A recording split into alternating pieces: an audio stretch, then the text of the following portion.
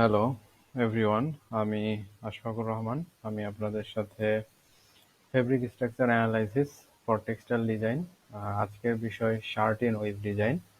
তো কিভাবে satin wave design করা যায় আমি আজকে সেটা নিয়ে কথা বলবো। প্রথমে আমরা শার্টিন ওয়ার্প শার্টিন শার্টিন আসলে দুই ধরনের হয়, একটা টানা সুতা বরাবর, একটা পরেন সুতা বরাবর। তো আজকে আমরা যেটা দেখবো সেটা টানা সুতা বরাবর, যেটা ওয়ার্প শার্টিন। তো প্রথমেই শার্টিন ডিজাইন করার জন্য আমাদের ফর্মুলা মুভ নাম্বার নিতে হবে 3। তাহলে 3 মুভ নাম্বার যদি আমরা নিই, তাহলে প্রথমে ঘরে আমার একটা চিহ্ন দিতে হবে, সেটা আমি @ দিয়ে দিয়েছি। এরপর ফর্মুলা 3, অর্থাৎ যেখানে আমরা চিহ্ন করলাম, মার্ক দিলাম 1 2 3, এখান থেকে ঠিক উপরে আমার চিহ্ন দিতে হবে। দেন ঠিক একই নিয়মে ওখান থেকে শুরু করে 3, এবং সেটা অবশ্যই উপরে যাবে, এবং এভাবে প্রতিটা ঘরের উপরে।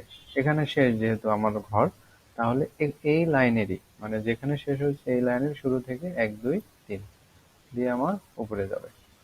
সেম এভাবে যেখানে শেষ 1 2 3, আমার যে সূত্র মুভ নাম্বার 1 2 3 1 2 3 1 2 3 এবং লাস্ট 1 2 3। এটা খেয়াল রাখতে হবে যে আমার যে 10 গুণ 10, মানে 10টা সুতা, 10টা টানা এবং 10টা পরেন সুতার সমন্বয়ে এই ফেব্রিকটা গঠন হবে। তো সেক্ষেত্রে 10টা সুতাই 10টা সুতা বসবে, কোনো সুতাতেই ডাবল সুতা বসবে না। খেয়াল করলে দেখেন, কোনো সুতার মধ্যে ডাবল সুতা বসে নাই। যেমন 1 2 3 4 5 6 7 8 9 10 সব সিঙ্গেল সুতাতে আছে। আর যেহেতু এটা ওয়ার্প শার্টিন, অর্থাৎ টানা শার্টিন, সেক্ষেত্রে এই ফাঁকা আমরা যেটা চিহ্ন করেছি এটা হলো পরেনের চিহ্নটা করেছি, মানে ওয়েভ সুতাটা চিহ্ন করেছি, প্রস্থ বরাবর সুতাটা চিহ্নিত করেছি। তো এখন যেহেতু এটা ওয়ার্প শার্টিন, সেক্ষেত্রে টানা সুতাগুলো চিহ্নিত করতে হবে। এখন এই টানা সুতাগুলো চিহ্নিত করতে গেলে যেগুলো ফাঁকা ঘর আছে সেগুলো আমরা টানা সুতা দ্বারা চিহ্ন দিয়ে দিচ্ছি এভাবে। যে আমাদের আমি ক্রস চিহ্ন ইউজ করেছি। আসলে ডিজাইনে সাধারণত আমরা ক্রস চিহ্ন ইউজ করে থাকি। সেক্ষেত্রে যদি অন্য কেউ চায় যে না আমি ক্রস চিহ্ন ইউজ করব না, সেক্ষেত্রে সে অন্য যে কোনো চিহ্ন ইউজ করতে পারবে। এটার কোনো ধরাবাধ্যকতা নিয়ম নাই। তো এই ছিল আমাদের শার্টিন ওয়েভ ডিজাইন। যেটা পরেন সুতা যেটা আছে, পরেন সুতা থেকে টানা সুতা গুলো আমরা মার্ক করছি। টানা সুতা আমরা মার্ক করে দিচ্ছি। এরপরে আমরা টানা সুতা মার্ক করার পর আমরা যেটা দেখব যে ডাফটিং এবং লিফটিংটা কি হয় এই শার্টিনের। তো আমাদের প্রায় শেষ টানা সুতা মার্ক করা।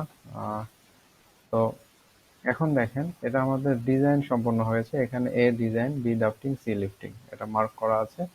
তো সেক্ষেত্রে এখানে কোনো সুতাই, মানে 1 থেকে 10, কোনো সুতাই কোনো সুতার সাথে মিল নাই।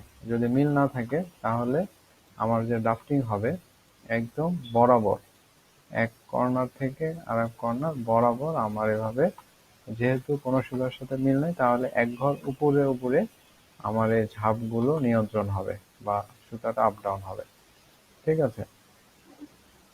তো এই ছিল ডাফটিং। আর ডাফটিং যদি এ ধরনের স্ট্রেট হয়, মানে একদম নিচের কর্নার থেকে উপরের কর্নারে যায় যে কোনো ডিজাইনের ক্ষেত্রে, সেক্ষেত্রে আপনার লিফটিং হবে ডিজাইনের সেম।